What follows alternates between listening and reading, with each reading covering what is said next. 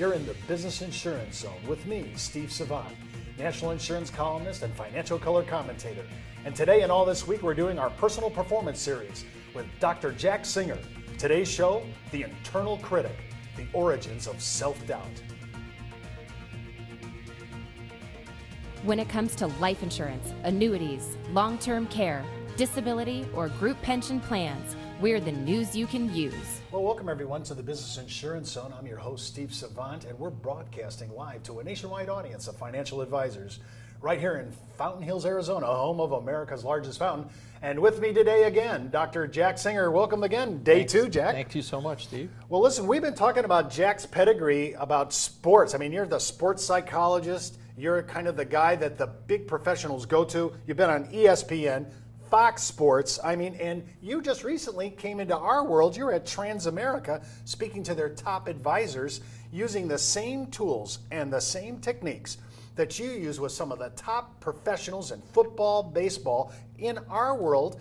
I would have never made, I'm sorry, this is just Steve's ignorance, I would have never made the jump that our area, our environment, the atmosphere we play in is about the same as the pros. Absolutely. I have a program called Developing and Maintaining the Mindset of a Champion Advisor During Challenging Times. The same as I would talk to an athlete about developing and maintaining the mindset of a champion athlete regardless of the situation. How do you bounce back from setbacks? Things you have no control over for advisors. They can't control the economy. They can't control the stock market. What can they control? They can control their internal dialogue. And unfortunately, for most of us, whether we're athletes or advisors or anybody, about 87% of our internal dialogue is negative. Most of what we think is negative. Why is that, Doc? Well, it started really from the time we were children, because parents who are well-meaning but not informed have usually tried to protect their children by saying, don't try out for the team, you're not really that good an athlete, or I don't think you ought to run for homecoming queen because frankly there are some prettier girls, or you're not talented enough to try out for the show. In my case, my father used to tell me, you really want to speak publicly? And he was a shy person. He said, you're going to get embarrassed. People, you're not going to know what to say. And so these kinds of ideas get planted in our subconscious mind. In fact, someone once researched this and found that the average youngster in this country from the age of 6 to 18, during that 12-year gap, is told negatives or don't try it or it's not good enough or you're not good enough 148,000 times to 4,000 positives by parents, teachers, peers, people like that. So is it any wonder with a ratio of 148 to 4 why so many of us have self-doubt when we grow up, why we don't have the confidence we should have? And as one of my mentors who taught me everything I know about sports psychology used to say, sports hypnosis used to say, the subconscious mind is like a beautiful garden that's supposed to be planted with flowers, but these parents and other authority figures who give us these negatives are planting weeds in the gardens, and then we start watering and fertilizing the weeds by repeating the same negatives to ourselves. I better not do it. What if something happens? I won't be successful. I don't know if I'm doing this the right way, and so we continue to do that. That's the bad news, and that's where all of this thing called the internal critic gets started. The good news is it's all fixable. When you say it's fixable, Dr. Jack, I want to know, is it something where your intervention is an abrupt issue, or your intervention is, I'm going to walk you through, I'm going to evolve you into this thinking? Both. The abrupt issue is as simple as a rubber band to snap every time you feel that you have a negative thought coming in your head. And then I tell you what to do after that. So you can abruptly stop it. In fact, on one of your other shows, we're going to talk about a 5-step series where we'll do that. But the evolvement is, first we have to understand what the pattern of your negative thinking is. So if I'm working with an advisor, for example, I will say, keep a little notebook on your desk, and every time during the day a negative thought goes through your mind, and I'll describe what I mean by that. Any thought starting with what if, or I hope, or maybe, these are negative thoughts because they're not positive and forthright. Anytime there's a negative thought in your mind, write it down and don't screen it out. Write everyone down. And then after a week or so, I can see what the pattern of thinking is that this person goes through, and we can design a plan to eradicate that. The same way that I would teach a football quarterback to stop thinking about hearing feet coming close to him, or maybe I'm going to get tackled, or what if I throw an interception? I need to know what the pattern of thinking is so we can learn how to change that to a different kind of thinking that leads to productivity and success. Well, I'm thinking if a person's that concerned, and in the NFL, I'm sure it's a concern, if you're concerned about somebody coming through that line to take you out, and that is their #1 job description, and you are already uptight about a pass play that's going to be a tight route, and you might just not thread it. Right. And that happens all the time. I can't believe how that couldn't constrict your physical ability to throw it. It not only constricts it physically, but it goes back to when we lived in caves and we have this fight or flight nervous system. And what happens is that when your brain thinks that there's an emergency or that your life is being threatened, it freezes you or has you tighten up your arms and legs to fight off a predator. Well, unfortunately, the default position in the subconscious mind is if you're worried about something, your brain doesn't know if that's going to be life-threatening or not, so it's not going to take a chance. It's going to freeze you. So somebody who's analyzing a game situation, or a financial planner or advisor or producer who's analyzing what they're going to say to their next client and how they're going to have a problem with it, the same thing happens. The brain goes into freeze mode because it thinks that you're being threatened. And so physiologically, something prevents us from performing. So we need to break it down at the cause. Let's just go down that road. If I knew I have a DEFCON level of alert system inside me internally, how can I gun that down? You know, because I'm at DEFCON level 5, and I might even not know why I'm even uptight about this. Well, the very first way you can get it down as soon as you recognize the symptoms is breathe. Well, that sounds pretty simple. It does sound simple. Most people forget to breathe when they're uptight. They hold their breath, it changes the pH of their blood, and then they get even more uptight. So you're just saying if I just would just stop for a second. Stop for a second, take in a deep breath through your nose to the count of 4, hold it for 4, and out through your mouth to the count of 7. It's magic. I just want you to know he bills people hourly for this, so you just got the first one free. Remember, you can contact me at thebiz@brokersalliance.com or call us toll free 1-800-290-7226. You can watch all our shows at www.brokersalliance.com right on our homepage. Just click on the on-demand section. When I come back, we're going to talk more with Dr. You're Jack. listening to the insurance industry's #1 resource for products, planning ideas, carrier information, and interviews you can use.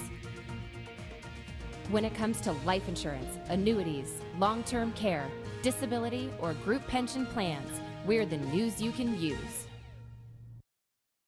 Companies in our business are always touting service, products, and underwriting. And we do that too. But here's the difference. Now enter the world of the elite producer with a value package that cuts us out of the pack. A BD that approves social media marketing of non-FINRA products and doesn't take an override. With the best competition desk in the industry, and for our loyal producers, a true group health plan. No one offers that. Brokers Alliance does. Well, welcome back to the Business Insurance Zone. I'm your host, Steve Savant. We're with Dr. Jack Singer. We're talking about laying down on the couch with #1 sports authority, the psychologist, who really plays in the NFL. He has major league players. And wow, he's bringing the same tools and skill sets to our industry because he says we're kind of similar to them. Dr. Jack, I never thought I was up at the level of an NFL quarterback. Well, you are, and you have to decide whether you're going to be an all-pro or just an average NFL quarterback, and that's a decision you can make. I just saw the All-Star game. By the way, it was kind of a sad one. It was pretty lopsided and won early on. Yes. But when you're at the level of an all-star, not just you're making it to the pros, I mean, that's just, wow, nirvana alone. Right. But now we're up at the top. How can I take my game? Let's say I've made it. I have producers that are making between $250,000 and $500,000. They want to know what's the next level up because there are major league 7-figure producers that are out there. Well, how can I crack that ceiling? I've kind of been leveled out at that number, maybe $300,000 or $400,000. The fastest thing to do is to find out what the distractions are. Let me give your audience a formula, a simple formula. Your performance, whether you're a producer, an athlete, you know, a physician, an attorney, it doesn't matter. Your performance at any time always equals your talent and motivation minus distractions. If you have no distractions, your talent will always show in your performance. But what are the biggest distractions? Internal self-talk, negative self-talk that gets in the way. So once we can learn to control those distractions and keep them at a minimum, 0 if possible, elevation happens automatically in your performance. Well, I'm trying to think about, when I think about distractions, I think about my I don't have this corporate glaucoma. I kind of like anything that comes into my peripheral vision pulls me offline. Yeah. I don't know if I'm ADD or not, but my thought is many of us are distracted because our field of vision is so wide, our practice is so general, that we really can't focus on that, and anything can kind of distract us. Yeah, and that's a good point. That people really don't stay focused on the goal. When I teach people about goal setting, I teach them things that you normally don't learn when you go to a business goal setting formula. For example, I ask them to visualize the goal as if they've accomplished it already, and it's a form of self-hypnosis that I teach them. I also ask them to list all of the ways you can sabotage yourself from attaining that goal. Most people don't think about that, but they do it all the time. That phrase, self-sabotage, I just think, give me a little bit, unpack that a bit. People sabotage themselves all the time. They tell themselves, here's a goal. Here's a goal that I want for the year to accomplish. I want to bring in X number of high-value clients, and I want to be able to do this much in terms of my production. But what they're not telling themselves is, what am I doing that's getting in the way of me performing that way? They're not examining it that way. They're simply thinking of more products to sell their clients or to discuss with their clients. They're thinking of more opportunities to bring in more clients, but they're not thinking about what they need to do and to change what's happening that's gotten in the way of their performance. I just saw, for whatever reason, Sergeant York, the old black and white film. Yeah. And I saw when they were clearing a field back in those days. We're not talking about heavy agricultural equipment. He had to remove all the rocks, all the obstacles first before he could even do day one of plowing, of turning the earth. He had to remove all these obstacles. And I think sometimes we're out there, hey, let's get to it, let's get going. We have a time schedule to keep the seasons coming. I got to plant, I got to harvest, but I haven't even taken the rocks out of the way. And I noticed he was taking them out of his field. Well, you're wonderful at metaphors, Steve. That's a terrific metaphor for getting the obstacles out of your way so you can see the goal clearly. And that's what's critical for everybody. Most people are not focused on the obstacles, they're simply focused on the goal. If you look at the obstacles that are standing in front of you and clear them away, the goal will be much easier to attain. Let's say I buy into, yes, I have self-doubt, and maybe some of this has been programmed into me by parents, and unintentionally, let's just say. And I have this. Now I'm wanting to transition. I want to make a segue from that. At least I ID'd it now. I recognize it. I confess it freely. Now I want to move to my second platform. How do I transition over there? You take a risk. And the risk is to change your behavior and not worry about the outcome. Most people stick with the behavior even when it's unfortunate because they think the unknown is even worse. It's like people staying in a bad relationship. Frequently they stay in it because they perceive that the unknown could be worse, so at least I know what I'm dealing with here. And that's absolutely the wrong kind of thinking. You don't stay in a bad relationship, you free yourself of a bad relationship if you've done everything you can to make it better. And people frequently will stay stuck because they don't believe that they're capable of doing better. So you have to take the risk warranted? Is it as big as it seems to the person? Like if you say, I want you to take a risk, and the guy goes, oh no, I don't do risk, right? We have our whole client base after 2008 has shifted. The baby boomer mentality is like, get me out of the market. I don't take risk. I can't dip my pool. The S&P VIX bothers me, right? And that's transferred back onto us as advisors, knowing that you really need to get back in. Right. So how do I, is the risk really as big as it seems, or is it, if I just inflated it? Well, the risk is always inflated by people. So when I say risk, I say, every successful person has been a risk taker. You have to risk at some point. If I was talking to the end result, to the client of the producer, I would be talking about the fact that scary things often open the doors to success. So when the market is down, instead of being scared, focus on what you're missing here. This is a buying opportunity, for example. And we teach, the producers to think in the same way, that we want you to understand that in the long run, you're going to come out ahead. And one of the best ways to do it is to point out what they've done with their own portfolio. I did it, so why would you want to take that risk? We're way beyond Norman Vincent Peale here with Dr. Jack Singer.